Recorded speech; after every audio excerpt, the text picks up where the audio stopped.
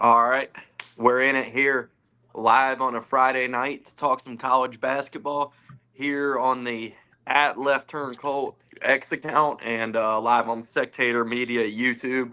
Uh, Take a minute, get rolled in here, let the crowd file in. But yeah, we're Yeah, yeah. starting a little routine we're working on, at least like trying to start Friday shows, Sunday shows. That's gonna be like I think what we shoot for going forward. So yeah, but I think lots I to think talk about this week. yeah, been a big week in college basketball. I think the Friday Sunday format works quite well because you have a lot of the big games on Saturday and early Sunday, and most games are wrapped up by Sunday. And Friday you can just recap the week. Um, there's some big games to talk. Well, there wasn't a lot of huge games, but just exciting games this week. Oh That we yeah, for thought, sure. yeah, I mean, yeah, last night was freaking crazy, man. yeah. Like three ranked teams. Like last night was kind Mhm. of like a nothing night. Like I wasn't even going out of my way to watch any of those games, and then like you turn around and all three ranked teams that played last night, who came in as I don't remember the spreads off the top of my head on all Mhm. those games, but pretty Mhm. substantial Mhm. favorites in all those games, and all three of them go down. I don't think anybody was seeing, especially that game winner by Minnesota. Holy shit, man, I that was a I saw shot. that. I was like I saw Minnesota beats Michigan. I'm in a Colts group chat, and he's a Michigan fan and uh, the Pistons fan, and they lost within like 5 seconds of each other. So he was not he left the group chat for a minute. Oh no. It was pretty funny, but shout out Kevin if you're watching. Um, but yeah, it's been a crazy week for college basketball. Like you said, that Michigan shot, Northwestern hit a buzzer beater on Rutgers. There's a game where uh, 9 people fouled out this week. Yeah, Uh, tied the all-time record. yeah, yeah. It was like You can't 120 something free yeah. Hmm. throws. Hmm. Um, yeah, that one was wild. Was it Fordham? Just like Fordham, off the court. UMass. Yeah, I'm talking about Fordham's Mhm. coach though. Yeah. That got how do you get suspended for recruiting violations in 2025? Like Uh, that what in this day and age of college basketball is a recruiting violation? Like that was an insane story to me cuz I'm just like genuinely wondering like what does a recruiting violation encompass in this day and age? Like that's insane to me mhm. that that's even a he, thing still. he must have got caught taking him to the strip club or something. I mean, yeah, they said recruiting violation. I Yeah. was just like, what now is a recruiting violation? Like that one blew my mind. Hold on, Yeah. let me go get Mhm. the can of rogues here for the show. Mhm.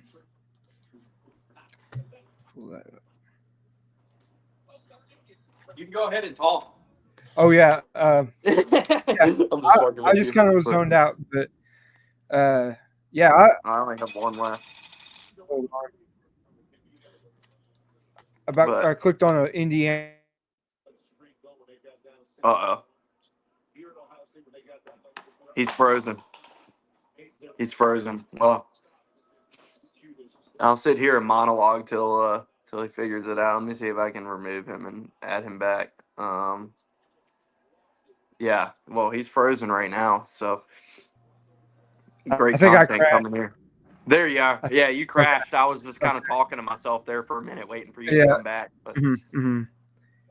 Uh, um, but yeah, no, a lot to talk about this week, and then a great weekend. I figured at the end I can maybe I'll pull up like one of the betting sites at the end and go through, and we can pick some games against the mhm. spread, like see what we like. Just bounce through some of the big games tomorrow.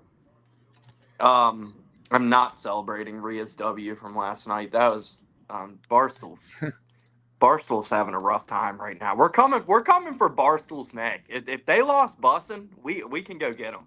Yeah. So, um, yeah, that was some news today since Cody wants to bring up the Barstool drama. But yeah, Bussin is on the way out there at Barstool. Um, so yeah, no, all that does is it weakens our competitor, I guess. Easy. Yeah. 100%. Um, LTC and Sectator Media coming to the top.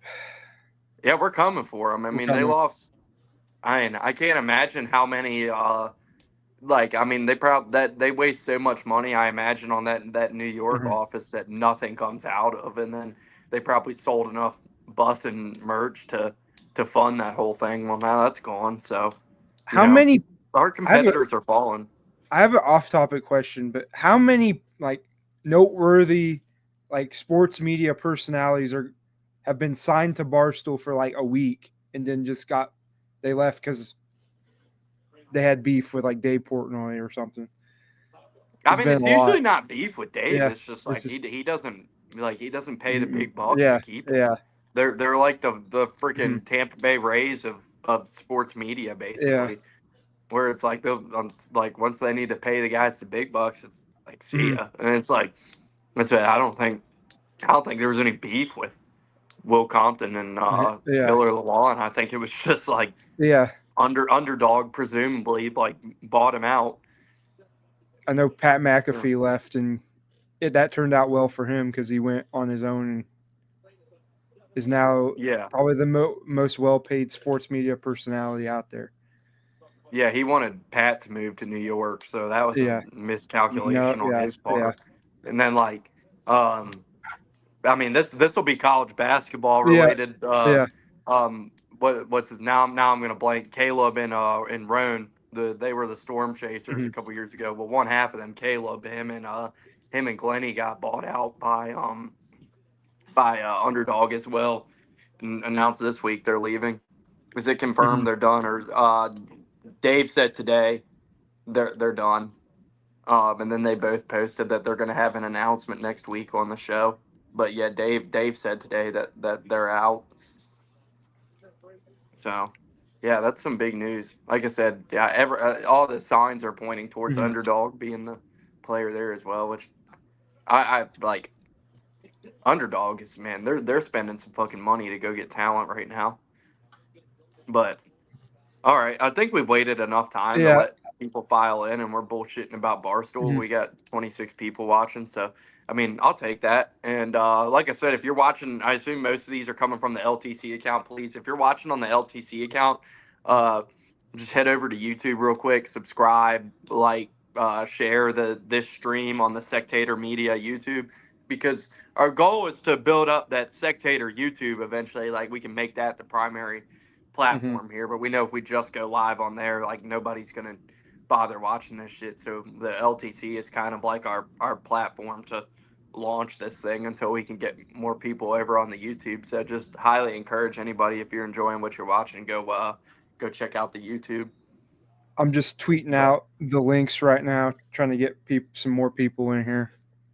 good call there. Yeah, yeah. Um, yeah, and in the meantime, I'm gonna be going like on and off screen a lot in this show because I'm gonna go on my phone and like go through the list of games on the ESPN app. Mhm. So like if I go Mhm. away and I'm still like we just gonna have to deal with it today because I was using my Xbox on Sunday for it. Well, I'm watching Mhm. shit right now, watching Indiana and Ohio State play right now. So Yeah, I um think that's why I was trying to pull up a stream of Indiana Ohio State. I think that's why it glitched out for a minute. So I will not do that while I'm on the show, but I'll oh just my follow the live god. score.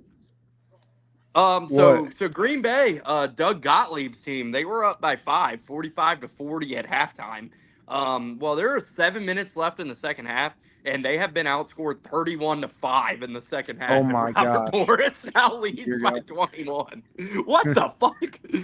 go. Oh my! Like that is. Yeah, yeah. That's bad. That's bad, man. Doug Gottlieb. Dude, I What a pulled up the knee. ESPN and I was just like, what? Like, because I bet Robert Morris -5.5, and I was like, okay, that's probably a loss. And no, I was very wrong. Um, Okay. so I guess I think the best format to start, we just sort of go through from Monday and work our way to today, and then yeah, do only the only one recaps at game the of end. yeah, only one game a note to talk about Monday. M- So I mean, we'll knock that one out real quick. But Rutgers 75, UCLA 68. Yeah. Uh, Ace Bailey puts up 20. Dylan Harper puts up 18. Like, we finally see those guys come out of their shells a little bit and be the guys we were expecting them to be. And like, the rough season for UCLA continues.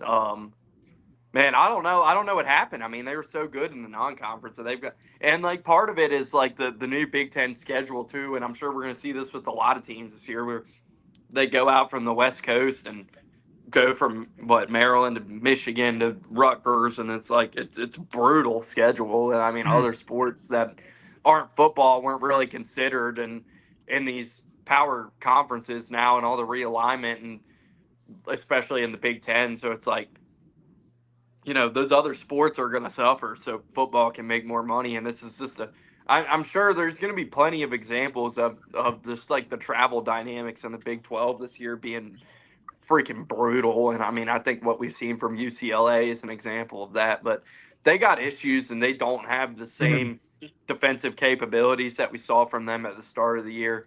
So, and yeah, then Ace Bailey and Dylan Harper, they got another win last night against Nebraska on the road. They seem to finally be figuring it out, those two. So, I mean, I think for the sake of all college basketball fans, I don't know anybody who, like, it's going to be more fun if they're at least a team to watch, a team that's flirting with the bubble as the Mhm. season goes on, because you got two of the top three picks in the draft, presumably. And if they're not even relevant, like, that's not good for the sport. So, I mean, a Rutgers turnaround is just good for the sport as a whole. But yeah, that's about all I have on that one. What do you think? I was gonna say, yeah, Rutgers, they've been underperforming big time. Of course, you've had Ace Bailey and Dylan Harper. Dylan Harper's been up and down throughout the year. Dylan Ace Harper was Bailey, very sick, by the way. yeah, I know Note on that. that. He lost like 15 pounds, I think he said, when he had the flu. So like Mhm. he was playing. I think he only missed one game, possibly two, one or two. I don't know. But either way, like, he was legitimately sick and lost like 15 pounds. So I mean, it's not a surprise if his performance is Mhm. finally on the way back up after battling back from that. But yeah, go ahead. I was gonna say like Rutgers is just down the stretch. They kind of disappointed. Although this week they had two great performances. Um, UCLA continues to crash out. They don't really have an offensive presence. I don't think Sky Clark's the guy, and Mick Cronin's just kind of his personality with meshed with the team he has right now. It's not working. So in the offseason, definite changes are going to have to be made there, whether that's through the transfer portal or uh, even if Mick Cronin himself gets canned. They got some stuff to figure out here the next couple weeks, or their season's going to go. Rutgers, of course, played up to what we thought. Um, so yeah, that's really all I have. So the There was a couple. Yeah. two coaches there before Cronin. I just needed to add Steve Alford, and then who was the Oh, what's his why am I Ben? blanking on Ben Ben Howland? Ben Howland, who's at Ben Mississippi Howland State. and Steve Alford um, never missed the tournament back to back years, and Mm-hmm. they both got shit canned, and combined missed the tournament back to back years 0 times. So this would be one more than either of them had done with if Mick Cronin does it Mm-hmm. this year and misses the tournament back to back years. So it would not if this season does go off the rails and they do end up missing the tournament, like it's not a patient bunch there at UCLA, and then they don't take their time and give coaches time, especially missing the NCAA tournament back to back years. That's a no go if you're at UCLA. UCLA, I mean, the name of coaches that they've had there, even in their down times, is like absolutely insane. Of course, it's the house that Wooden built, um, but yeah, they're like Kentucky or Kansas. You just don't simply lose there, like, and get away with it. You know. No, you do not. Another place like that is Indiana, Mm-hmm. which I mean, just thinking about it because I'm watching them play right now, and the game's starting to get away from them a little bit. But Yeah. just wanted to add that. So I mean, that's two big jobs where like you don't see they don't tolerate a lot of losing, and those programs are not trending in the right direction currently. Yeah, Especially Indiana. both of those teams in particular, like looked really good in the non-league, and now Mhm. since Big Ten play has started, they've both fallen off the wagon a lot. I have a full tangent about Indiana, not just because I'm a Purdue fan, but for like the last 20 years, they have not been a serious program, not a serious power program. Um, Not wrong. yeah, I mean they just have not had any consistency in the coaching room. Although they honestly should have just kept Tom Crean instead of firing him What? way back. What? He was the most consistent guy they had since Knight. Yeah, I don't know about that one, Yeah, Chief. But at I least don't a little think bit longer than they should have fired Woodson last year and went and got Dusty May, because Dusty May would have fucking crawled there on top of glass to take that job, and when you they consider that decided to give Mike Woodson another year and lost Dusty May to Michigan now. So I mean, I when don't you really have any consider. sympathy for them. They made their Yeah, bed I when don't they made either. that decision last year. I mean, they knew Dusty wanted that job and turned it down. So it's like, you did this to yourself. Like, They spent all their budget on Oreo Ballo. yeah, I mean, I guess, I mean, Winded we'll Ballo. get to the Indiana game in a little Yeah, bit, we will. but We will. yeah, like, well, yeah, that because yeah, I definitely have some things to say about that team, but I guess, and for sake of staying in order with the games, I'll wait till Hmm. that one kind of comes up. But yeah, I have plenty to say about Umar Ballo and that squad and some of the, I think it not the first game on Tuesday night to talk about. I guess fuck it. I have I a mean, let's start there, like, because I have a couple more. I just want to mention something from Monday before we transition, but okay, uh, go ahead. uh, the other Power Five games on the night, Maryland beat Minnesota um, in a very close game. Dawson Garcia and Derek Queen had a duel. So yeah, that was. I don't know if you have anything to say about that. And then Notre Dame beat Boston College. I do have uh, one mid-major game from Monday to talk about. It was actually a game postponed to the snowstorm that hit the South this weekend. Um, Wofford absolutely obliterated Furman at their home arena. Well, it's technically not their home arena, at Bond Scores Arena in Greenville. That was a surprising game. But yeah, that's all I have to say from Monday. Those are the games of note. But we can transition to Tuesday unless you have anything to say about those other games. Nah, we can keep it going. Yeah. Illinois Mhm. 94, Indiana 69. I mean, that was a pathetic performance by Yeah. Indiana on Tuesday night, and I mean, we're sitting here watching them now, but it's just like there's two things in particular that bothered me the most Mhm. about Indiana. It's not just them losing by 25. It's just, number one, was there was times in that game where, like, Umar Ballo just was not trying. Like, they were giving up boards on the glass. Like, he was just walking down the floor, like, behind the Yeah. play. They Yeah. were playing him in drop coverage Mhm. on Mhm. defense, and he was just getting smoked the whole game.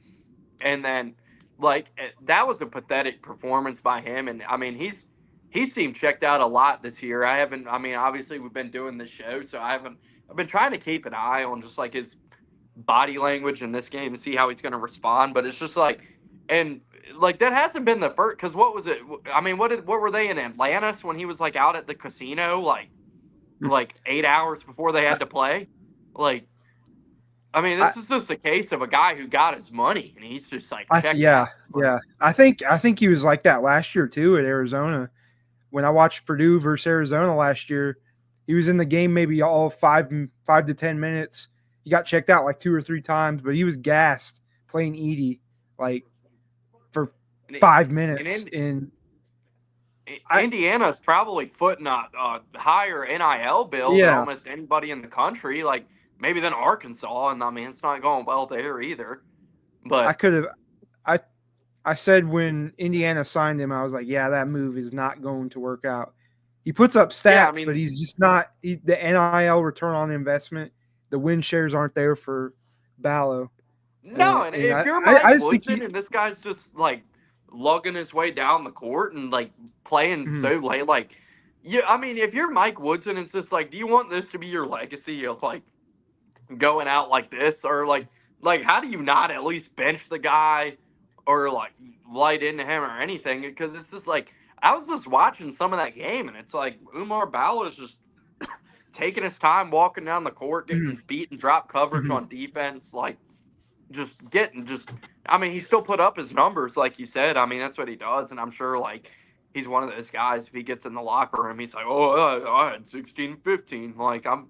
That's probably all he cares about. But it's just like if you're sitting there not putting in any effort, it's like, okay. I mean, I guess you're $1 million or however much Indiana paid you, if that's enough money for you to get through the rest of your life and you don't, cool, good for you. But I mean, if he has any desire to play in the NBA or even play like high level basketball overseas, it's like none of those teams, even an overseas team, are going to touch him with just this lack of effort and the lack of commitment we've seen from him this year, where he's just gotten his money and just I'm good. Like it's honestly pathetic.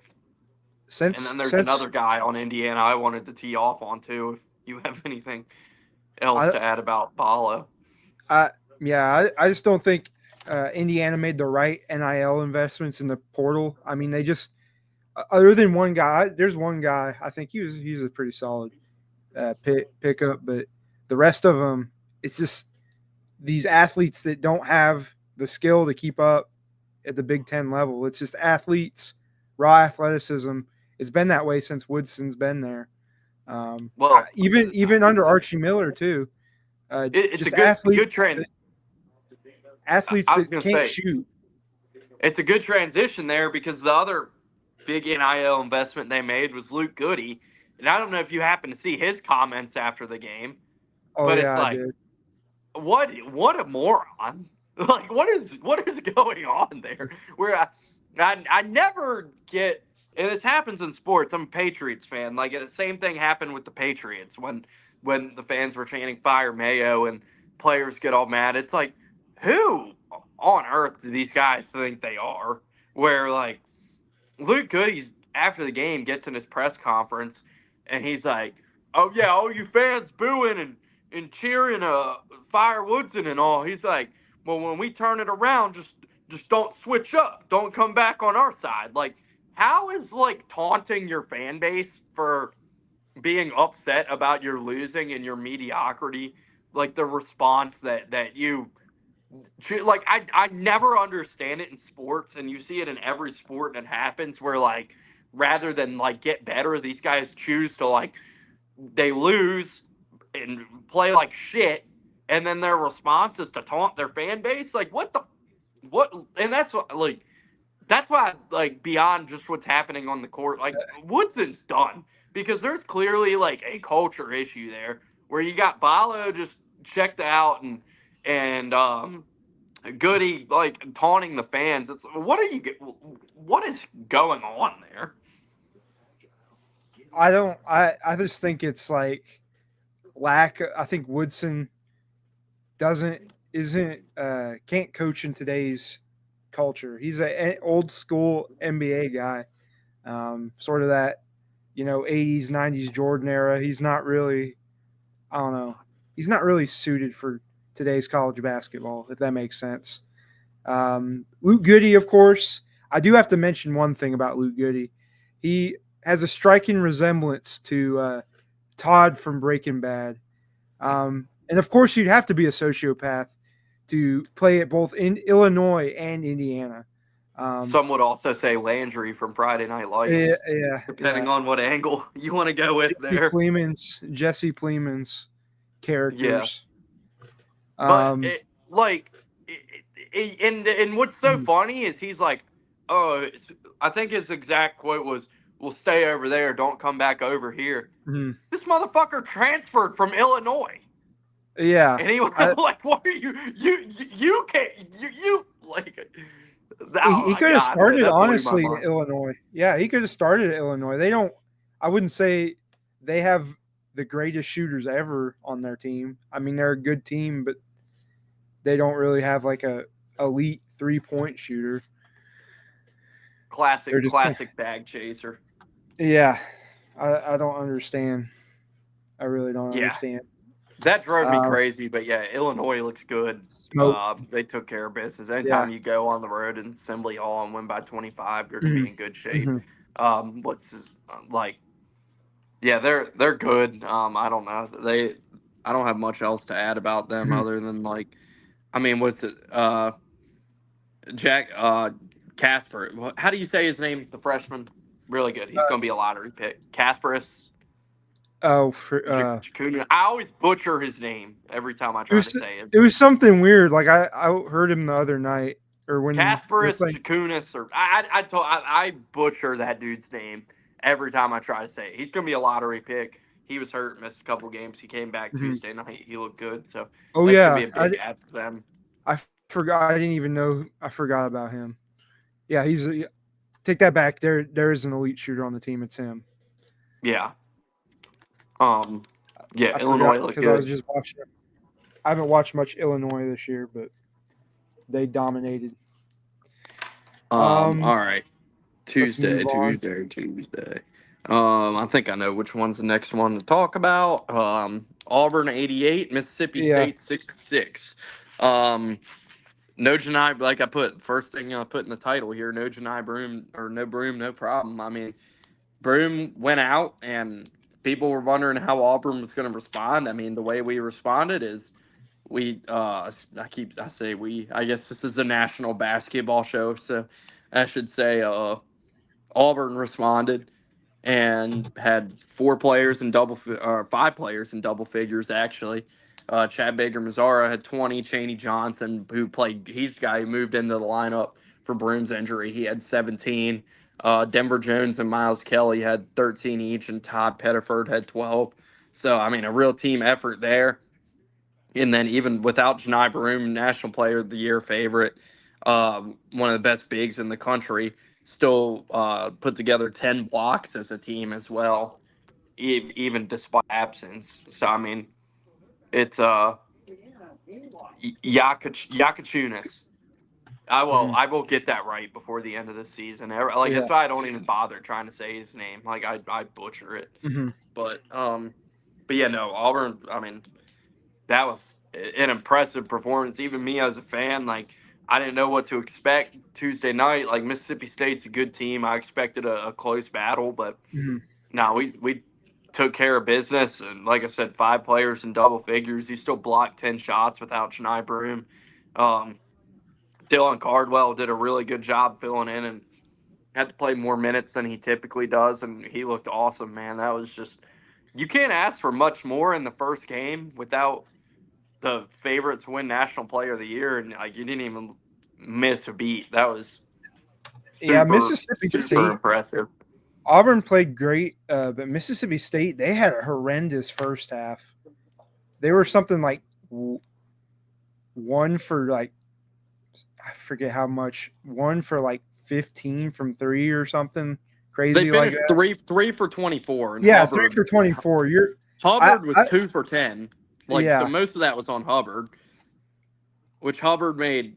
Hubbard was 11. He had 17 points. 11 of those were at the line, and then he made two threes. hmm So I mean, he shot like shit, and I mean, Hubbard is a smaller guard, and I mean we took advantage of that when their whole offense is kind of centered around him, and he's hmm an undersized guard. Well, unlike Auburn teams in the past, we had um un I can talk. Unlike Auburn teams in the past, we have uh, actual size in the backcourt now, so they were able to strap up Hubbard pretty well. And yeah, I mean he shot the ball like shit, and it was a dominating win for Auburn. I mean hmm I think Yeah. the most it ever even turned into a sweat. Like they cut it to like 11 at one point in the second half, and that was like as close as they ever got. It was just dominating win through and through. I mean, you can't ask for much more as a fan. We'll go on the road and take on Georgia tomorrow. I'm actually heading to Athens in the morning to go out there for Mhm. that game. So, but yeah, no, I was, as an Auburn fan, first game at number one, take care of business. We also it's funny because last time we were number one, our first game, no, it was not the hump. I think our first game was at Mizzou last time we were number one a couple years ago, Mhm. and that was a 1 point win on the road. I thought it was at the hump, but I think it was Missouri. So, but yeah, either way, good win for Auburn. We continue to roll. I still think Okay. it's the best team in the nation. So, what you got? I mean, yeah, Auburn's the best team in the nation. I think we can move along. Not much to say there. Auburn just rolled. Um, Yeah, the next and we'll game, see how long Johni Broome's yeah, out. That's the only thing to add. He's not going to play tomorrow, and then that's as far as they've gone. Is that he's probably going to miss 2 games at least. That's kind of been the reporting yeah, since it happened. So we don't have a midweek game next week, so it'll be tomorrow at Georgia and then at Tennessee or home against Tennessee next Saturday. College game day coming to town, so will be very interesting to see if Broome can make it back for that one. yeah, yeah. Broome once Broome's back. I mean, Auburn's at full strength. They're gonna be a tough team to beat. Um, teams, uh, they just have won a lot of games. We'll see. That Tennessee game will be the big one, I'd say, Mm. thus far in the season. Um, just going down some of the other games, we're just going to transition. Duke crushed Miami, of course. Miami season is in disarray. It wasn't really Cooper Flag as much on Tuesday. It was Con Knuppel. Um, he had 25 points. I don't think we need to talk too much about that one. The two big upsets of the night were Ole Miss. Well, not really upsets per se, but Ole Miss over Alabama. I know you'll have something to say about that, and then Missouri over Florida. Oh yeah, Ole So Miss. Yeah, we can start there. Ole Miss yeah, 74, Alabama 64. Um, I mean, I think this is what I was saying last week about is like I mean, Alabama shot 5 for 20 from three. So it's like yeah, when your whole offense is built around pace and drilling threes and all, it's like you're gonna have the night the threes aren't falling, and then you see this, and I think the biggest credit in that, I think, and the difference and what makes Ole Miss so dangerous this year is that uh, Chris Beard brought Mark Adams back in to run his defense this year, and I mean you've seen that team already like a few months into the season with Mark Adams at the helm take a giant leap on defense. So, ton of credit to Mark Adams for coming in there and Chris Beard, I guess, assembling the old Avengers staff back together a little bit. And but yeah, that was an impressive win on the road there. Not much of an environment, so I guess it's not too hard to win there if you have a good night. But yeah, Malik Dia, he had 23 in that game. Uh, so he was the highlight of the game for Ole Miss. He had 23 and 19 boards, so great game for him. And then yeah, I'm through the box score here real quick. Chris Youngblood went 2 for 8 from three for Alabama. Aiden Mark. Holloway Yeah, was the leading mhm. scorer with 15. He sucks. Mark Sears didn't play good. Yeah. LeBaron Mark Sears Philon got went 0 for 8, had 1 point. Um, so yeah, I think Alabama got exposed in a lot of ways on Tuesday night.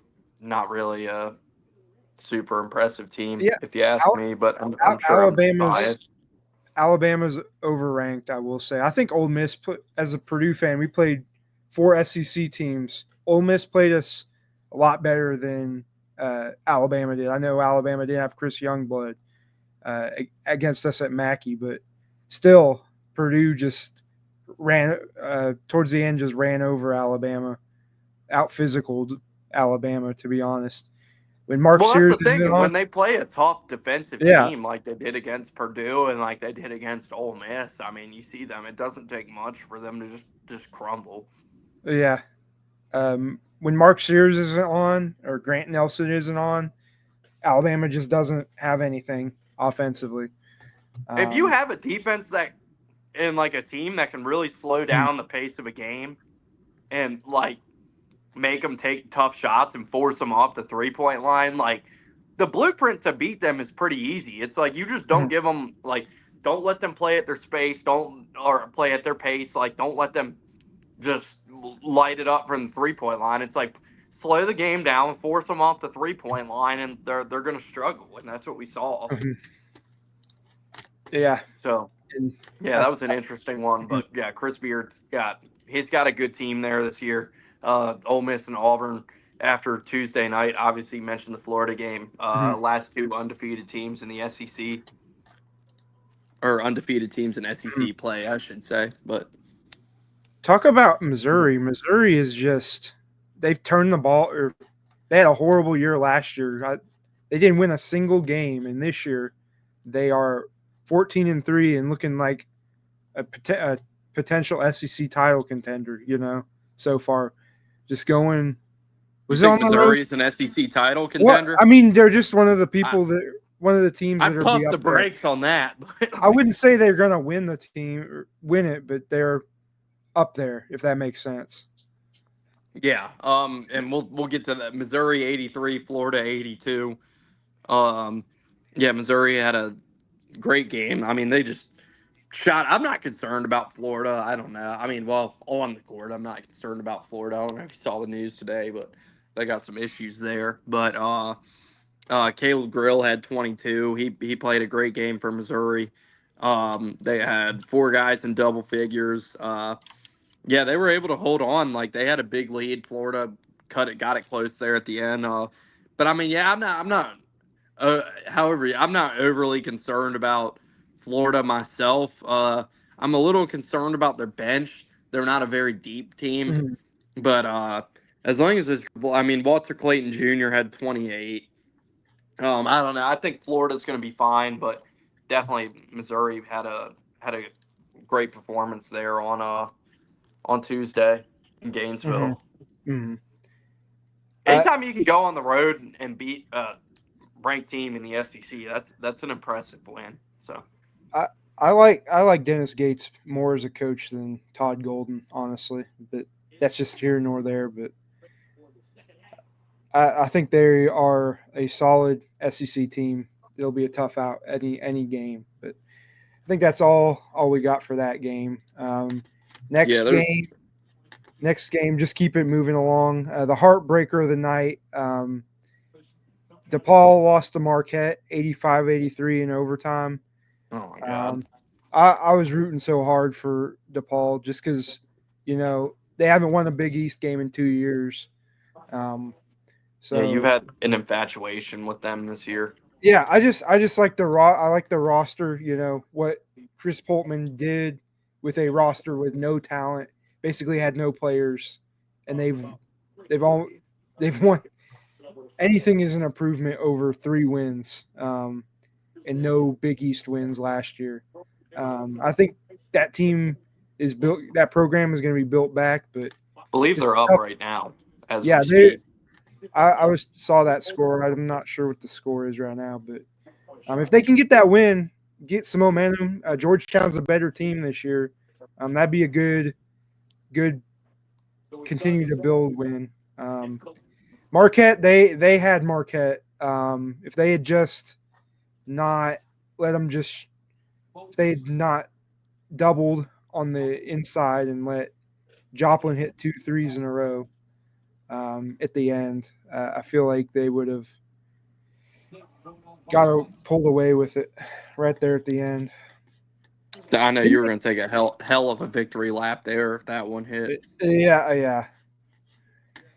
Um, but anyway, yeah, you got anything else on that one, or I don't? But yeah, Marquette played Yeah. tough. That was an entertaining game. Mhm. Marquette, I mean, they just have more athleticism than DePaul. That's where the game was lost. You could tell DePaul was a good, well coached team, but they just didn't have the talent to keep up. So yeah, the next game is Kentucky over Texas A&M. A&M, Kentucky 81, Texas A&M 69 score yeah. there. Oh, A&M Go still ahead. without Wade Taylor. Wade Phillips. Wanted to say, yeah, I wanted to Wade say Taylor. Wade Phillips. But yeah, I mean, Kentucky's continues to be a great team. Um, just all those pieces coming together for them. A&M's kind of struggling without Wade Taylor. They are a very physical team. A&M's a very physical team, but sometimes that hurts them. Well, that's what I wanted to say was most impressive about Kentucky in this game is that we've wondered all year because we've seen them in these freaking barn burners and in the hundreds like their win at against Florida but like this was a very impressive win because we saw A&M show some or Kentucky show some defensive prowess. They held A&M 69 points.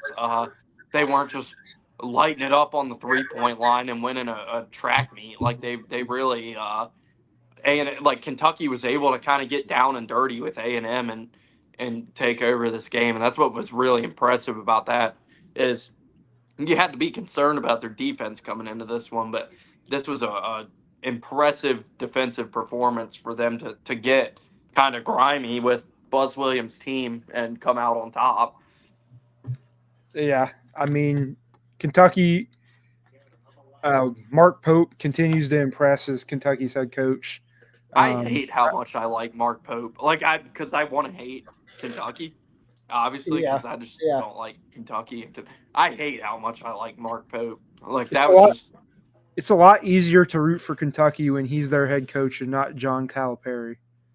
yeah. I mean, That Mark makes Pope is sense. just Yeah. super likable. I mean, Mhm. all those videos, like that video last week where he like went up into the second deck to meet that fan in a wheelchair and Mhm. sat there and talked to him. I mean, that's really cool. He's a very likable guy, and I mean, it seems like if you compare the temperature at Kentucky right now versus the temperature at Kentucky like in any of the last 5-6 years, Mhm. I mean, it's freaking night and day, man. Like they have to be thrilled right now, and I mean, they have to too. It's like when you look at what Cal's doing at Arkansas and just imploding, they have to feel like they finally just got the weight off their back Mhm. and Mhm. got Cal out of there and they Can have a breath of nailed fresh his air. replacement. Yeah. What'd you say? I said they have a breath of fresh air. A Yeah. Kentucky guy. Not. I feel like the pressure was always on Cal because he always had the top recruits and not just a good team that was, quietly good. There was always these fluctuations of high highs and low lows instead of just consistency. Yep. But let's Next see. game, Wisconsin pulls it out close against Ohio State. It says, yeah, they held off Ohio State. Ohio State kind of continues to be that.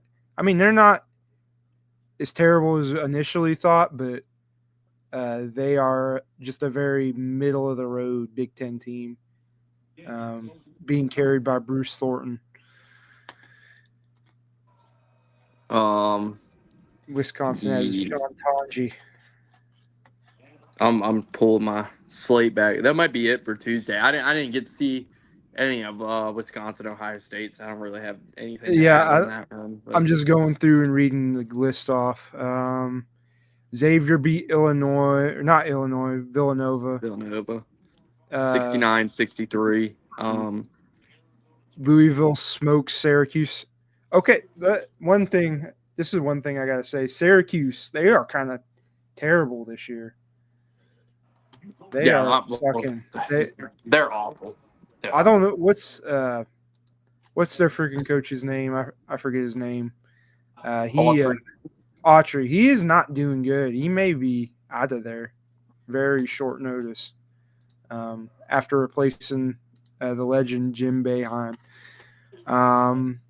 Even at the end of VCU, Boeheim, yeah, Syracuse. I mean, when's the last time Syracuse was even relevant? That's why I don't even know why we're talking about Syracuse. Like, I don't even view Syracuse as like like they don't matter anymore. I mean, they were irrelevant at the end of Bayheim. They're irrelevant now. Like Hmm. it's just a sad downfall of a once proud program that like I Hmm. don't think they have the money there or the resources at this point to resurrect it and be what they once were either. I don't know. I think Syracuse is just kind of a Hmm. like a dead, former beast that's just dead now, and I don't Yeah.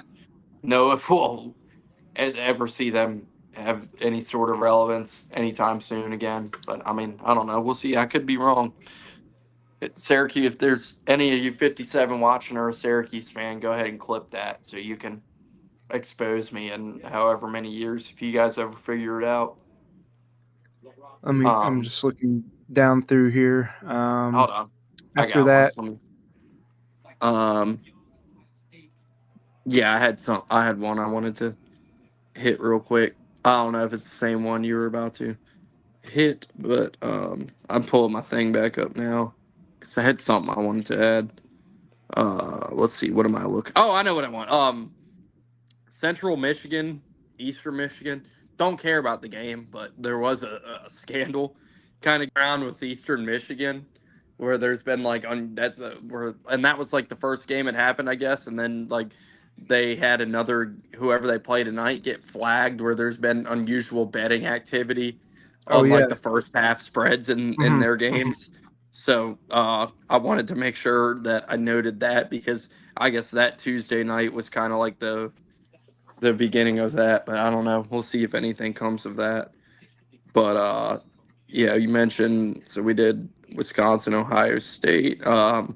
Yeah, I mean we don't need to spend too much time talking about this because frankly it's probably the two worst teams in the SEC. But LSU 78, Arkansas 74. Um, yeah, at some point it's not even going to be worth it to mention Arkansas games anymore. But Hmm. what a disaster Cal has been there in year one. So I don't know. I think Good win for LSU to. I don't think they're going to be getting too many wins mhm. in the SEC this year, so good for them to pull that one off. I have a Um, couple. I have a couple more games from Tuesday. I think we can move on. yeah, Uh, we probably have the U, same too. USC beats Iowa We did not have the 99 to same two. 89. So that's another big win for USC after beating Illinois. And then the final one, Central Florida beats Arizona State 95 to 84. What's his name? I just noticed this. Keyshawn Hall for Central Florida had 40 points Mm. um, to beat them.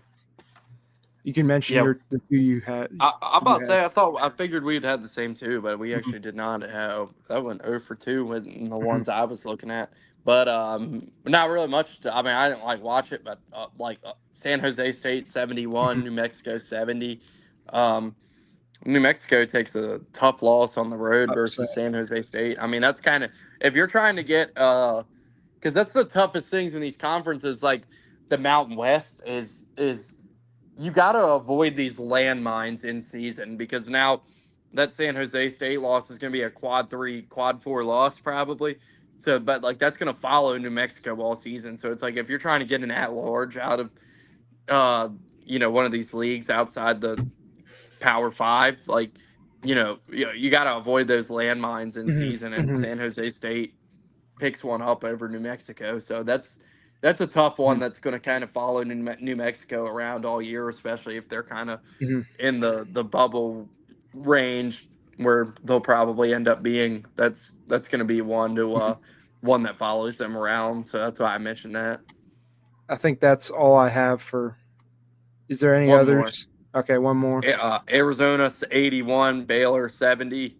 Hmm. Um, Arizona, after a tough non-conference slate, they continue to run the Big 12. They're up to 6-0 in the Big 12. So Arizona looks good, and Baylor, I know Baylor's in trouble because they have 7 guys in their rotation. They have no depth, and I mean they just showed up and got run by Arizona. There's not really much to even add about that. Just things are looking rough for Baylor currently. Hmm. Yeah, just Baylor isn't the same team they were in previous years. Okay, Wednesday. No. I got. Hmm. I think there's I'm just looking how many games to even talk about Wednesday because there's not a lot of great ones here. I'm just curious. Okay, I got like 4 Wednesday that I had on my list to bring up. So, but curious to see what you bring up. I guess I don't know if you want to start at the one you were at. I'll give you the floor to I do guess that. I'll start. Wednesday night, I was actually at a college basketball game. Went on the road to Greenville, South Carolina, to watch my ETSU Bucks take on Furman. It was a pretty tight game the whole way, back and forth. Pretty exciting game. The ETSU, of course, there wasn't many Furman fans there. ETSU fans showed up quite a bit for being a small arena on a weeknight. But the Bucks sadly lost in the final minutes. They actually came back quite a bit right at the end, and Furman won 73-70.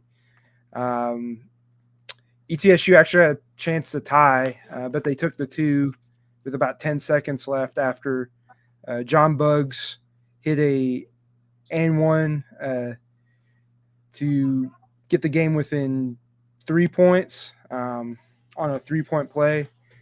But yeah, just the turnovers cost the Bucks on that one. This is kind of my plug-in for State of the Bucks, but yeah, it was a fun environment. Furman fans we did piss off some Furman fans. I myself, since there were so few people in the arena, I yelled, "You suck," at one of Furman's players when he was shooting a flagrant shot, and he did miss the free throw. I got some dirty looks on that one. But all the ETSU fans there were happy with me. Yes, Cody, go damn Bucks, and the Buck pride is flowing out. So yeah, hopefully that's our last loss for a while. We got a big one on Saturday against Sanford. So hopefully we win that one. It'll be on national TV on CBS Sports Network. Are we calling that national TV?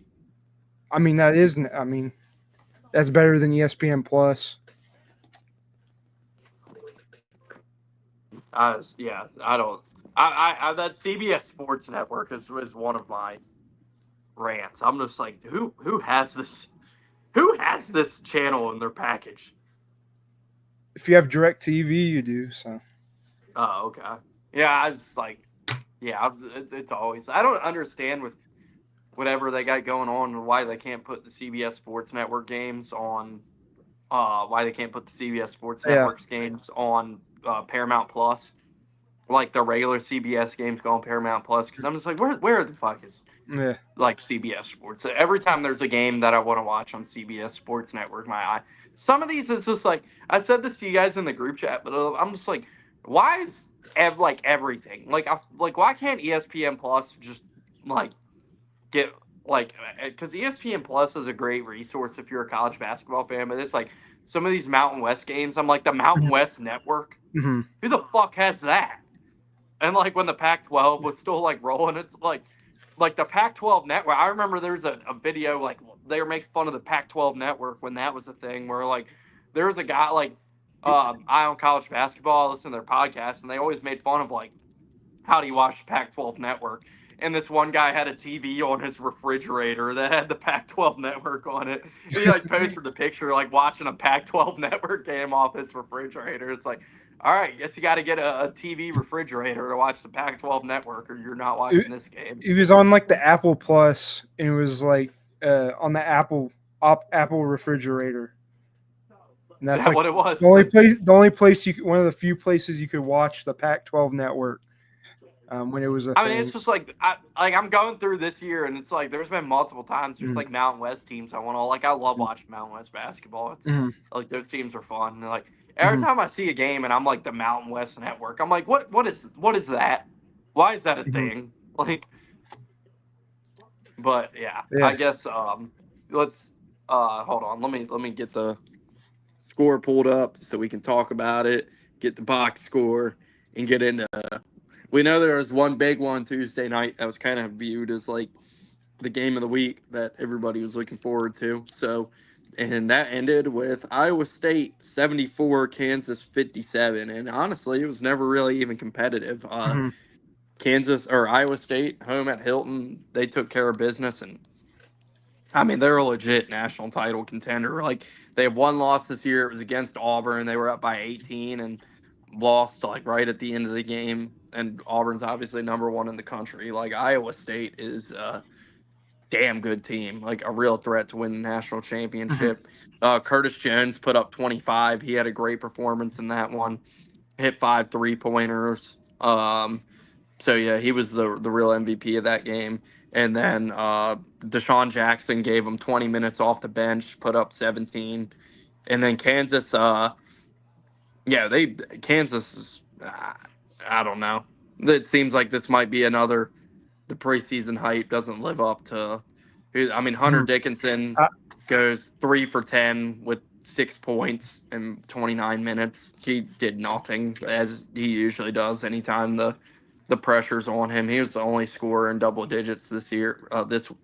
That game. I yeah, don't know. A rough performance for Kansas. I don't know. After that one, I mean, it was at home or on the road. I know, but I mean, I don't. We'll see. I could be wrong in March. Bill Self is one of the best coaches in the nation, but I don't view Kansas as much of a legit contender at all this year. I don't know what you think, but I've just yeah, nothing, especially since they started Big 12 play, has stood out to me for that team.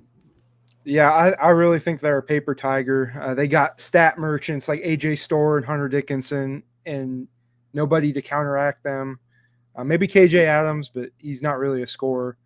Um, but Iowa State's legit. We saw that in Maui.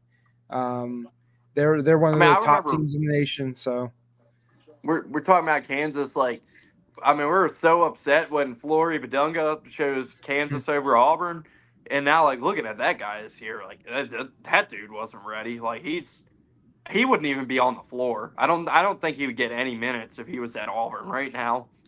Just like he's a big, raw, like not super athletic, can't really score, big man who's just kind of like a long body out there to eat up minutes. Like, and I mean that dude was one of the top players in the country, and yeah, he doesn't even seem close right now. So I don't like. I'm sure he's going to stick around there and be a part of it. I don't know, or maybe he'll transfer. I don't know. I guess you never know anymore. I Either do. way, like that guy's nothing. Like Yeah, Purdue was in on Flory Bungawa or however his name is pronounced as Flory well. Badunga. But he just, I think it says something like, if you're a big man, you should go to Purdue. If you're a raw big man, you should come to Purdue. Because look at what we've done with like Zach Edey and Isaac Haas. There's numerous names of the last 10, 15 years of big men. Yeah. He's If you're wasting away. 7'5" and a Yeah, foul merchant, yeah, you'll do great at Purdue. Go you just ahead. mean Go ahead. the two. Fight back. Fight back. You mean the two-time National Player of the Year, Yeah. top Well, 10 NBA pick? yeah. Well, he's not good in the NBA. I don't think he scored in double digits in like over a month. Because he was Did hurt. you see that play last night, by the way, where he's just like sitting on the ground, like waiting, trying to figure out what to do with the ball, and like Chris Paul like ran over about to like tie him up, and then Chris Paul like as like Edie's like sitting there like wondering what to do, Chris Paul like taps Wemby and it's like you tie him up so you can do the like Chris honestly Paul like just, very high IQ I basketball think play Chris by Paul Chris just Paul. slapped him in the face. It looked like. Well, like he was about to tie Edie up himself, and then he's like, "Wait, why? Like, why would I tie this guy up and get a jump ball? I could just like Wemby's 7'5" and right here, Mhm. I just get him to do it." Like, so I that was pretty funny. I don't know if you yeah, saw that play, but I did see that. I think that's a good transition to. I think we've covered about everything we can with the Kansas and Iowa State game. I'm Iowa going to State talk is about, legit. yeah, I really think they are. I was going to transition. Purdue took on Washington the first first of 2 games on the West Coast time. It was one of those typical trap games where you're going to a lower tier conference team on the road. It was a late game, so you're still adjusting to Pacific time. But we struggled in the first half, just kind of looked sloppy. But second half, we turned it on. Fletcher Lawyer turned it on. Braden Smith had a good game, 17 points, 6 rebounds. Yeah, how many assists did he have? He didn't have a typical Braden Smith game, which is crazy. But the big difference maker in that game was Caleb First. He continues to step up. After the last month or so, he's stepped up, or last several games, because we haven't really had a front court presence since Daniel Jacobson got hurt earlier in the year. But he was huge down the stretch. And shout out Washington. I mean, they're not a great team, but they do have one great player who's ironically named Great Osabor. He's the only reason they've probably won games this year, honestly. He had 28 points because he went absolutely insane from three-point land, kind of like Manute Bol in the 80s. But, yeah, that's all I can say. Tough win on the road. Good, always good to win on the road. It's kind of like Auburn with South Carolina this past weekend. Sometimes you got to grit one out. Yep. Yeah, they did that. It's a good win for Purdue. Yeah, I mean, it's like going out west. They like I said earlier, it's like in the new Big Ten. It's like you're gonna have some brutal scheduling, and it's just like you just gotta do what you gotta do and go out and win the games. I'm sure it's like I said. I'm sure you're gonna see a lot of teams like underperforming games they probably shouldn't this year, like with that new schedule in the Big Ten, but. Like I said, it's so football can make a couple more bucks. Like every other sport has to eat shit. So, and I think I'm glad Washington was the first game and not Oregon. That's all I gotta say. Just so take them on tomorrow. We'll kind of get into that later, but all right. There's a few more games we would like to mention on Wednesday. Michigan State 90, yeah. Penn State 85. That's the next one I had. Michigan State. I think Michigan State, Illinois, and Oregon. I'll throw Oregon in that category too. No offense to Purdue, but I think those have been the 3 most impressive teams in the Big Ten so far, with Purdue and Michigan kind of right there knocking on the door. But I believe Michigan is the betting favorite to win the conference as we speak. So I could be wrong in that, but I thought it was. Saw it earlier. I think it was Illinois now. Oh, okay. It was like Illinois and Purdue were like the top 2. I mean, but either way, like with the Michigan State teams we've seen in the past and like their offensive struggles, like this is one of the best Michigan State teams we've seen in a while, because I mean they put up 90 points, like they can score the ball. Like, was it Frankie Fiddler is the guy? He had 18 points and led them on. So he had a good one.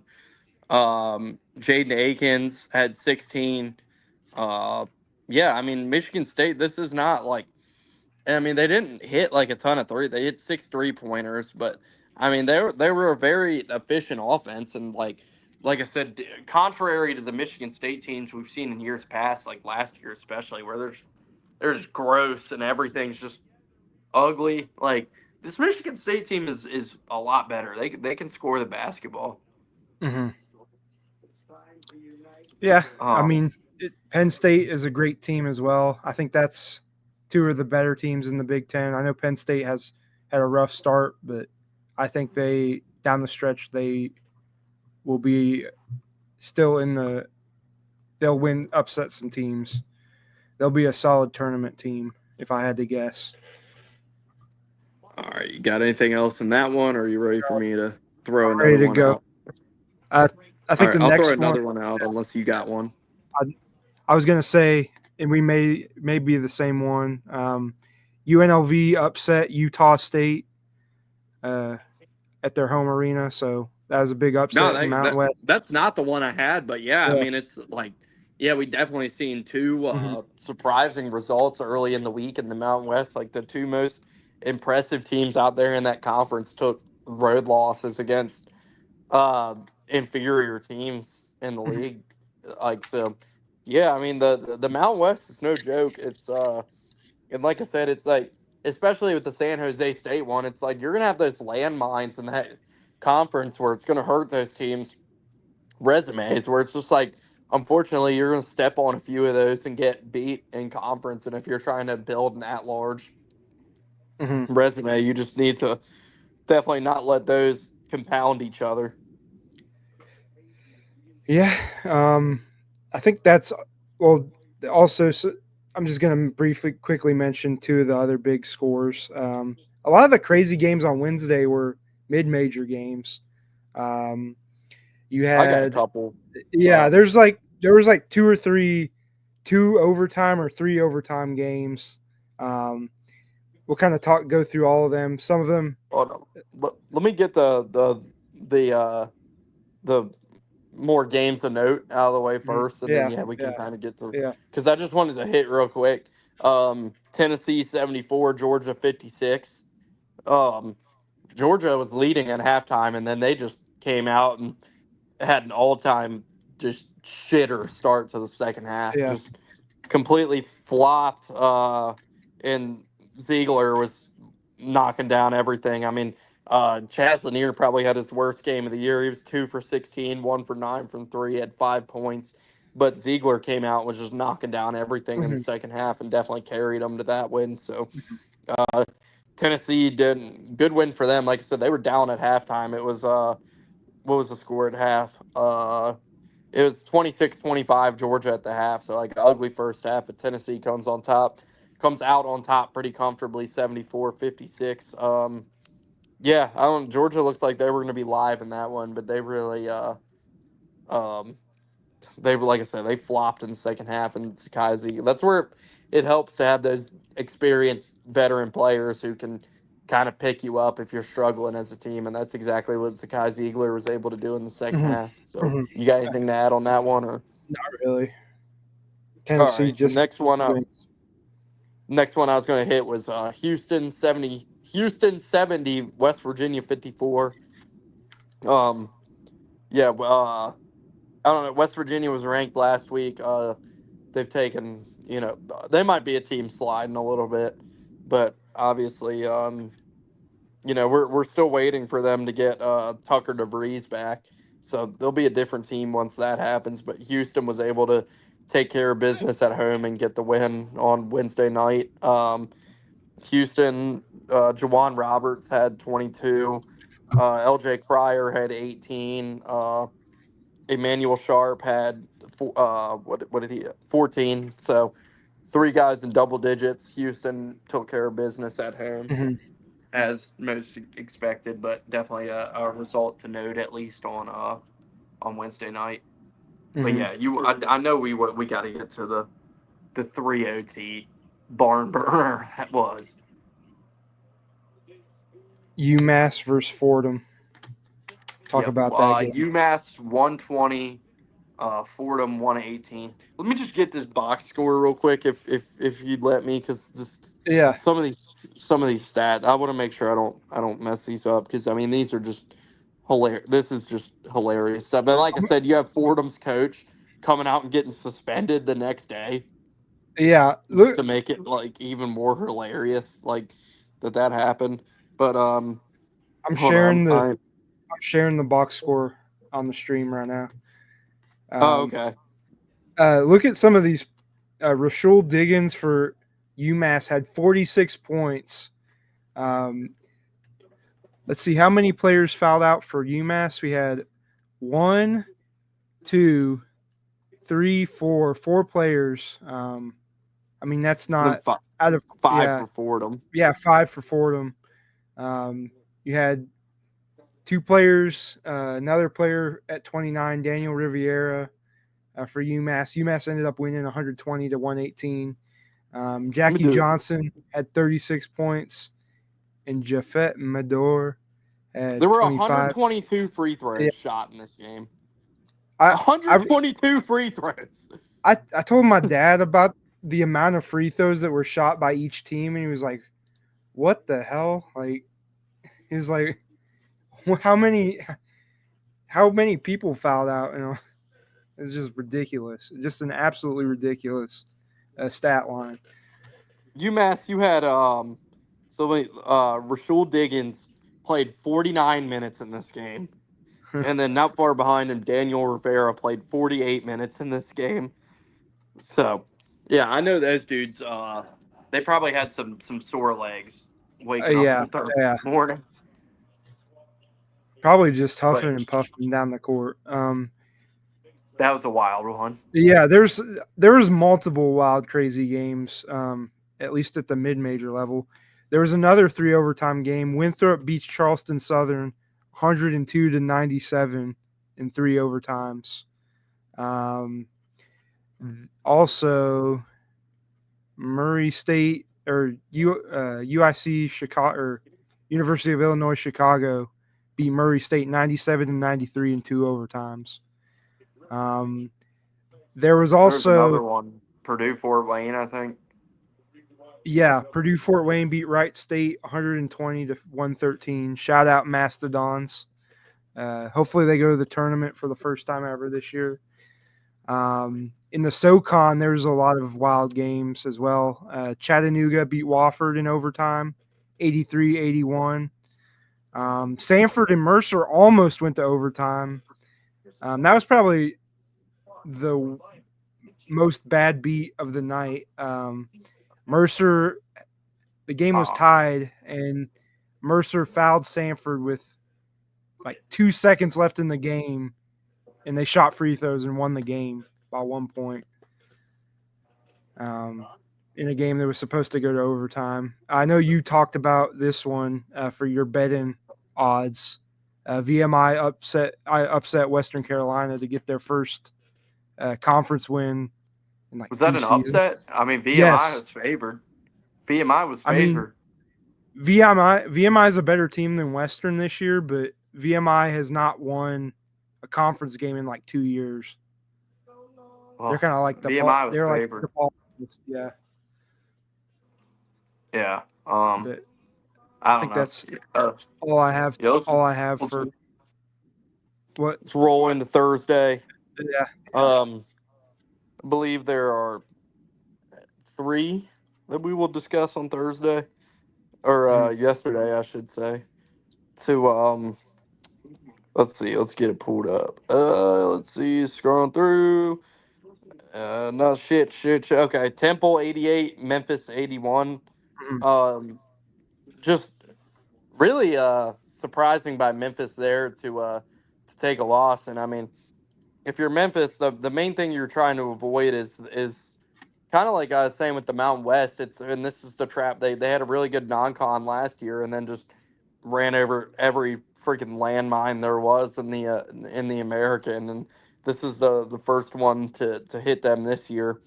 And they go to Temple and lose, but um, yeah, I mean, I guess you're not too concerned if you're Memphis. It's one game. Just don't let it spiral. They got to go to the on the road again on Sunday, so just don't let it spiral. Mhm. The Temple's not a bad team either. Yeah, they're on the Um, rebound. They're have a storied history, so they should. If going into Philly and losing, I mean, that's not really a horrible loss, you know. PJ Yeah, Haggerty had yeah. 21, Tyrese Hunter had 16, Dane Danger had 14. So, like, yeah, like I said, if I'm a Memphis fan, I'm not too concerned over that one loss. But, you know, like I said, it's just when you consider what happened to them last year, that I guess that's the main Mhm. concern there. If you're a Memphis fan, is that you know what happened last year? You had the good non-con, and then like really just fell off the wagon once you were got in league play. So they're Mhm. trying to avoid that this year, but this is the first slip up we've seen them have in American this year. Mhm. Yeah, I Memphis is just kind of one of those programs. I mean, they've had a good year so far, but really got to limit how many times you get upset like that to help your season. Make sure don't fall out of like bubble contention or anything, you know. Um, Uh, but Shout yeah, out to the Mississippi. that's all I really. This Yeah. this comment. The Yes. worst team by every metric in all of Division One basketball, but the absolute most hilarious Twitter account out there. Delta Whoever's running Devils. that account, that guy or girl, It, whoever's running that Twitter account, absolute gem. is that even the real account? I think it's like a parody account. No, it's the real account. It's a real account. Yep. For some reason I thought it was a parody account for a minute. No, it's the real account. Yeah, They it's the real are account. absolute. I guess I'm gonna upload this as if anybody's gonna listen to this as a digital podcast, which I don't really anticipate, but Yeah. I'll read it if anybody asks. The Mississippi Valley State Delta Devils. Shout out Delta Devils. They are Jerry Rice's alma mater. yeah, they are the worst team in Division One basketball by any metric you look at. Mhm. But I mean, number one in Twitter accounts, so that's all that matters, right? Yep. All right, next one. Minnesota 84, Michigan 81. Probably Wild. the wildest game of the night by far. Michigan. Wild game. I mean, I had as a Big Ten fan. A lot of people sleep on Minnesota as a team. I think they're better than what they put out on the court, especially with Dawson Garcia. I mean, they just have a lot of older players. He carries them quite a bit, but I think they're better than like Washington. They may be better than like Nebraska, honestly. I mean, that was their first win in conference play. They're 1-6. Yeah, so, but I just they think needed that. So. Yeah. They just don't have a very deep team, and I don't think Ben Johnson is the guy. I think the talent is there for them, but they just don't have the program around them. But Tough loss for that Michigan, shot, though. yeah, that shot by Dawson Garcia, that's insane. From almost half court, just like spot up, like that was freaking crazy. Like that gives me PTSD back to Ron Harper Jr. Yeah, that was any insane Michigan shot. Yeah. So shout out to Minnesota. Yeah. Shout out Minnesota. Next one. What was the Rutgers Nebraska score? I don't even need to switch back. But 85-82. Rutgers continues to get into a rhythm. Ace Bailey and Dylan Harper are starting to live up to their potential, and they're going to need a lot of it down the stretch here if they want to get to the tournament. They're just going to have to just ball out because going back to what I said earlier, Rutgers lost a lot of their talent from the last year's team, and kind of just had a new team around those two top 5 prospects. And just a completely different team than we're used to seeing with Steve Peichel, where we're so used to seeing like his aggressive defensive teams and like not the style we're used to seeing from Steve Peichel and his teams at all. So I'm sure it's quite an adjustment for him as a coach, where like he had to really change his coaching style with the personnel he has. Balo is balling right now, by the way. I don't know if you have the game on at all. Like I was talking shit about him earlier. He's playing his ass off in this one. Indiana's up 3 right now. Is it a home? No, it's on the road. Yeah, it's in Columbus. Okay. There's and 1, so yeah, 20, Indiana's has taking control double. of this one. Mm-hmm. Indiana's taking control of this one. They just got an and 1, so they're about to go up 6. But yeah, no, Rutgers is getting into gear. I mean, Pinnacle Bank Arena, Nebraska, like that's a tough place to win. We always see them. They're a completely different team when they play at home versus when they play on the road. But I mean, they freaking beat everybody at home. So anytime you see them lose at Pinnacle Bank, it's a surprising outcome. Yeah, I mean, they their usual go-to guys scored a lot. They just got outplayed by Rutgers the other night. Got outshot. Well, I mean, they barely got outshot from the 3-point line as a team, which you don't see typically happen a lot with Nebraska. Bryce Williams did his thing, but they're just kind of I don't know. They're not. They may be an NCAA tournament team, but they've struggled the past couple weeks. So we'll see what happens there.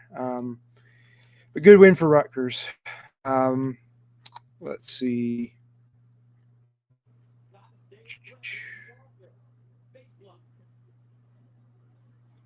Gonzaga, I Oregon think State. Yeah. There's like two more games I want to talk about.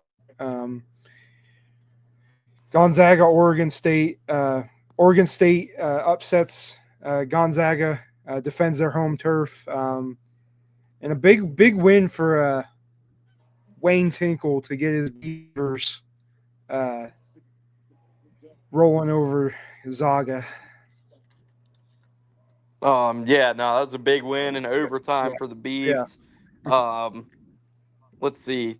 Yeah, that was. Mike, Trying to pull up box score here real quick, but Michael Racha led yeah, the Beavers with 29 points. yeah, he had 29. Nate Kings so yeah, had 20. yeah, you got it. But yeah, tough loss on the road in Gonzaga. I guess there's a little bit of extra competition at least for this year in the West Coast Conference for them, where it's not the typical teams that they can walk over with no problem. Indiana's rolling now, by the way. 5 minutes left, 10-point lead for the Hoosiers. But yeah, no, yeah, great win for Oregon State. Tough loss for Gonzaga. Yeah, they're not going to have many resume building opportunities left to this point. So they really, it's like every time they lose, it's like they're not going to have a lot of chances to make up for that when there's just like those opportunities aren't out there a lot in the West Coast Conference. So anytime they take a loss like this, it's going to be tough for them. So they just need to avoid these opportunities because they don't have many chances to redeem themselves and balance that resume back out left this year. So, but good win for Oregon State. I don't think they'll be a tournament team this year, but and maybe they will. Maybe they'll get it going. I know them and Washington State have been playing pretty good in their their temporary home in the West Coast Conference. But yeah, it'll be interesting to watch down the stretch. The last game I wanted to mention on Thursday, before we move, sort of talk about what's going on right now and preview the rest of the weekend. Yeah, I guess we can. Northwestern I was beat. just gonna say, like, if you want to, we can kind of we can recap like we did last time, like the couple big games tonight. If you want, we can recap part of those as part of Sunday's show and just kind of include it with the weekend. But that's up to you. Yeah, that's fine. But Northwestern beat Maryland in overtime, 76-74 at Welsh Ryan Arena. Nick Martinelli hit the game winner. Him and Brooks Bardenheiser continue to be sort of the big two for Northwestern there. Maryland, kind of a surprising loss. They have a great freshman. They have some good talent. Derek King, Julian Reese, Jacoby Gillespie, shout out Greenville, Tennessee. Derek Queen, probably going to be the Big Ten Freshman of the Year, honestly. But yeah, a good win for Northwestern to get their momentum back, sort of make sure they're not too far out of the conference or NCAA tournament race. That's all I wanted to. That was the last game I wanted to mention on Thursday. Tonight, we've been mentioning. We can transition into that. Do you have anything else before we go to Friday in this weekend's games?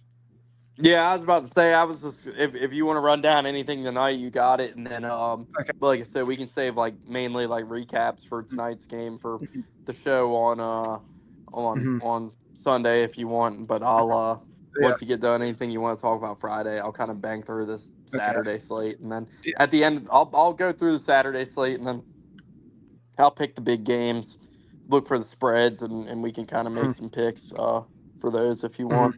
Mhm. Not a whole lot of games tonight. We mentioned the big ones: Indiana over Ohio State. That game's still in progress. DePaul might be getting their first win. There's 4 minutes left. I have that game on right below me, watching that on my phone. Um, UCLA, we talked about them earlier in the show. They are smoking Iowa in the first half. It is 55-24 currently. So Yeah, that's a bit absolutely. shocking. After Ass kicking there. especially after Iowa just dominated Indiana on the road. Um, Other big games tonight: Villanova beat Providence. Not really a huge game in grand scheme of things, but Villanova is a potential NCAA tournament team. Um, VCU beats St. Joseph. Akron beats Ohio. Another big mid-major game. I'll probably honestly watch this one: Boise State, New Mexico later.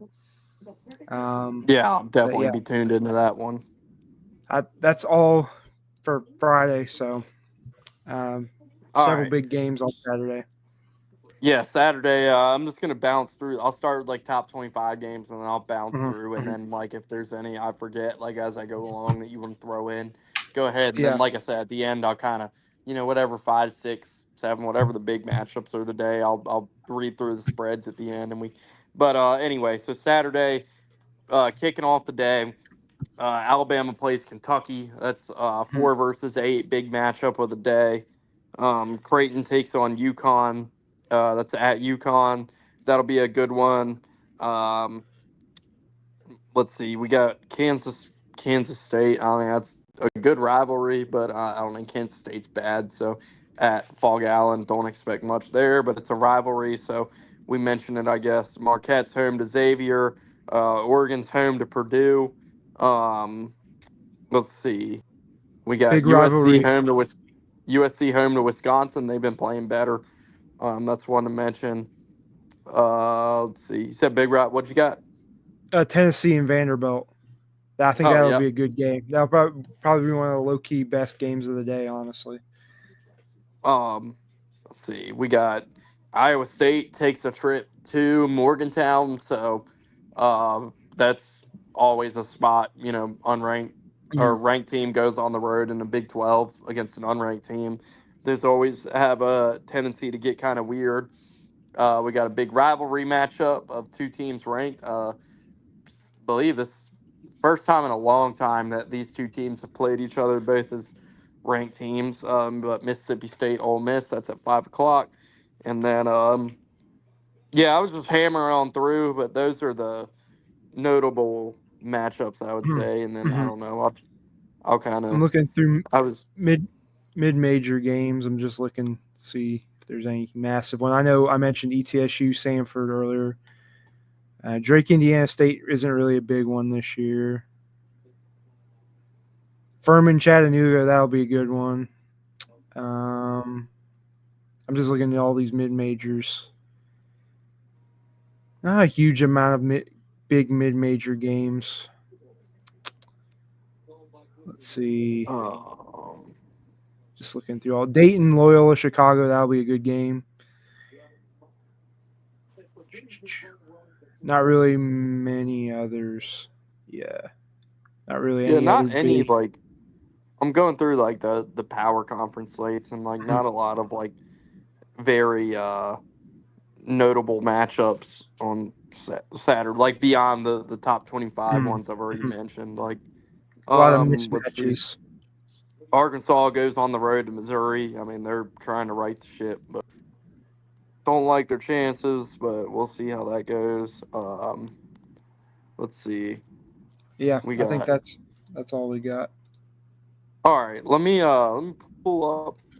I'll go with FanDuel. See if they got spreads out on these games tomorrow, and then I'm just gonna name off a few, and uh, we can make some picks Mhm. against the spread here. Keep things exciting.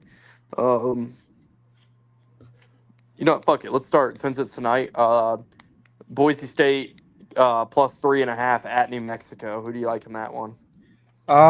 Give me. Let me see. Let me pull up. Gosh dang it! Why is it not showing up? Friday. I'm gonna take New Mexico. To beat the spread at home at the pit. I think they just have more firepower than Boise State at the current moment. And I think they just beat that spread just barely, just barely. It'll be like a 4 or 5 point game. Gotcha. Yeah. I think Boise State will cover that number. It's gonna be Hmm. tough in the pit, Hmm. but I Hmm. like the way Boise State's been playing. New Mexico can't really shoot the three ball at all, so I think that's gonna play into Boise State's hands, and they'll keep it competitive in the pit. Um, let's see, Creighton catching 8.5 at UConn. Who do you like in that one? I'm gonna take Creighton against the spread. Um, mm, I'll just say I'll go over to disagreeing with you. Give me UConn. Uh, I'll say they cover that number in stores. Um, let's see. Kentucky is 1.5 point favorite at home against Alabama. Who do you like Mhm. in that one? Um, give me Kentucky over the spread against Alabama. With how Uh, Kentucky's playing, and Alabama's playing. over over 178.5 in that game, and I would still probably take it. Like Hmm. that's a huge number, but yeah, give me Kentucky and give me the over in that one. Um, let's see. Auburn's a 6.5 point favorite on the road at Georgia. The game I'll be at tomorrow. Who do you like there? Auburn. I'll say Auburn. I I don't know about. I don't think Georgia's got anything for y'all. Yeah, especially if we have a good fan turnout in Athens like we typically do. I think we should be able to take care of business there. I think it'll be competitive, and then I kind of think at the end we'll try to shoot some free throws at the Mhm. end and get a backdoor cover at that number. But I think Georgia will definitely keep that one Mhm. competitive. Mhm. Um, let's see. Uh, oh, game I didn't mention, but nice matchup in the Big 12. Arizona is catching 4.5 at Texas Tech. Who do you like in that one? Interesting Uh, number there. Let me see. Let me pull that up. Um, Big 12. Was it Arizona and Texas Tech?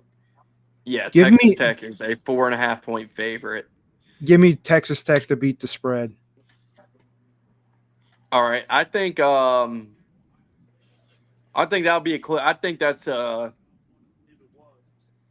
a last shot. I think Arizona will cover that number. I think I'll say Texas Tech wins outright and grinds it out, but I think Arizona State can stay inside that number. Um, let's see. Rolling on through the day, trying to find any good. All right. Well, I know. I think I have an idea where you're going to go here, but Oregon is a 2.5 point favorite at home against Purdue. I'm gonna go Purdue. Not just being biased. I think there's gonna be a strong Purdue fan presence in Oregon's arena on Saturday, In just based Oregon? on there's a surprising number of Purdue grads out in the Pacific Northwest at Washington's arena on Wednesday night. It was pretty close to a Purdue home game. Um, like they were chant. You could hear like the boiler up chants like in the arena, like on the TV. I think But uh I I think think Oregon will, Oregon's what. I was just saying I'll take Oregon to cover that number at home. I just think like I said, these West Coast, East Coast road trips in the Big Ten for these teams, they're gonna be tough. And we saw Washington give Purdue a little bit of a battle on Wednesday. I think Oregon will win and cover that number just simply Mhm. because they're at home, and I think the travel's just tough on these teams in the Big Ten. Which similar story for the next game I'll ask you about. USC is at home and a 2.5 point dog against Wisconsin. Who do you like in that one? Uh, Give me USC. They have a lot of momentum here, so I think USC is going to win that game. Beat They've the been playing spread. a, they've been playing a lot better. But I'll go with Wisconsin to go on the road and cover that number. Mhm. Kind of, I don't know. Like I'll believe if USC gets another win against a team like Wisconsin, then I'll readjust how I think about them. But I'm still kind of like waiting for that to Mhm. wear off. So we'll see there. Seeing if there's any others. Let's say Tennessee going on the road at Vanderbilt. Tennessee's a 6.5 point favorite. You think Vandy can keep this thing close and stay inside that number? Give me Vandy to beat the spread, especially at All right. home. All right. So you see Tennessee wins and you think Vandy covers? Yeah, that's what I think happens. Okay. All right. Yeah, I'll agree with you there. I think Vanderbilt will cover that one. So let's see. Scrolling through the day, find some Iowa 6.5 point favorite on the road in Morgantown. Who do you like there?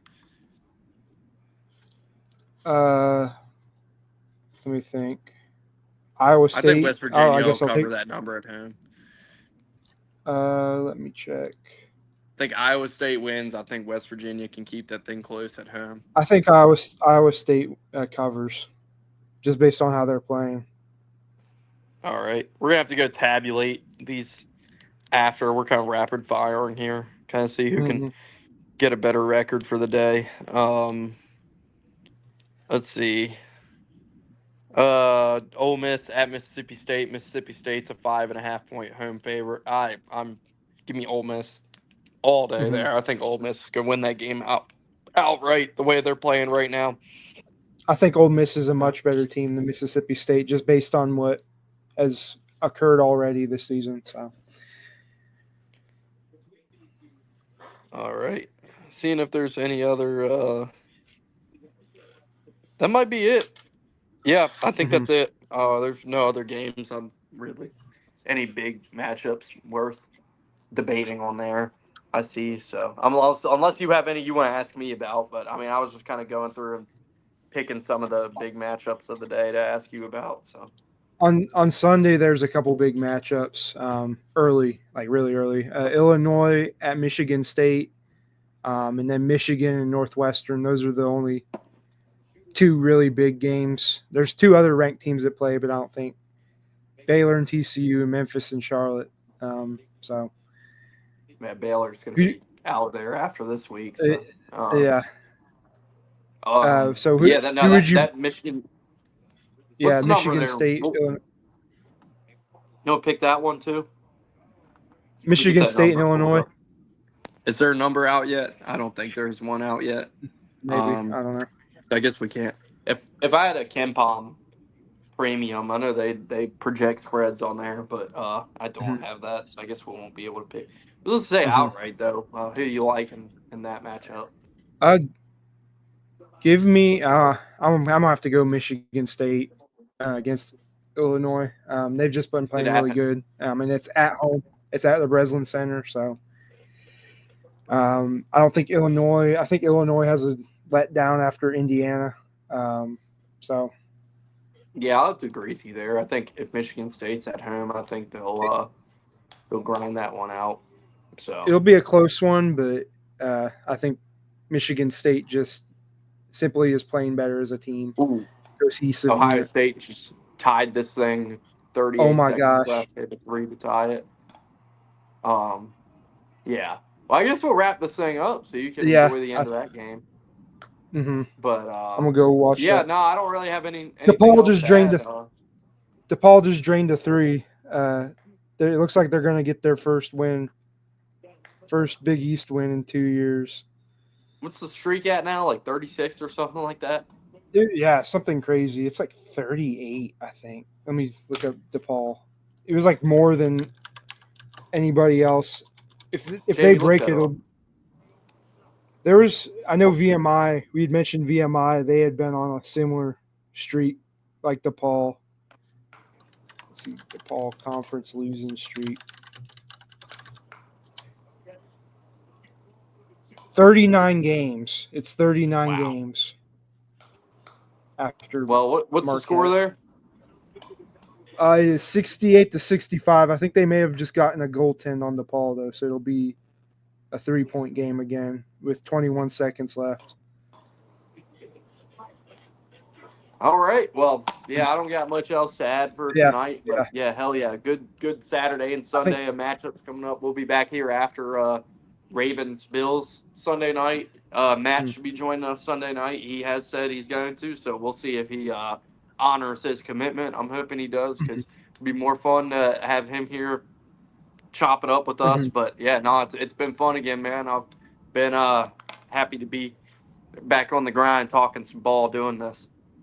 Yep, I enjoy talking college ball. Of course, I did do it on my other podcast, State of the Bucks. Another shout out. Appreciative to be on the show, and we'll do it again on Sunday. You going down to So Birmingham for ETSU tomorrow? I've had too many You'll be at road the. trips. Yeah, I I'll just figured, yeah. chill at home tomorrow, especially since it's Hell on yeah. CBS Sports Network. Yeah, I'm gonna get up at probably 5:30 my time, 6. Head out to Athens, Yeah, see Auburn play. So that's what I did when I came down to Birmingham back in December. it's gonna be an early day. That's why I was Yeah. wrapping things up here. But now we got a lot of good basketball to look forward to this weekend. So appreciate you, brother. Appreciate everybody watching. 66 people. Thank you. Like I said, if you're tuning in, please go to YouTube, like, subscribe, share. Sectator Media is the YouTube channel.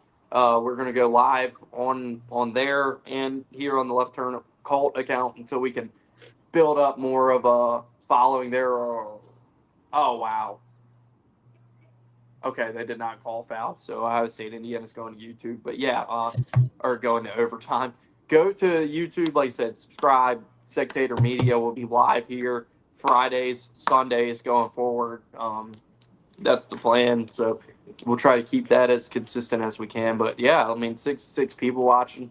Really appreciate everybody joining. And please, like I said, just if you enjoy the show, just get our name out there. Like, subscribe, retweet, share, whatever you can do. We really appreciate it. Thank you. Good night. See ya.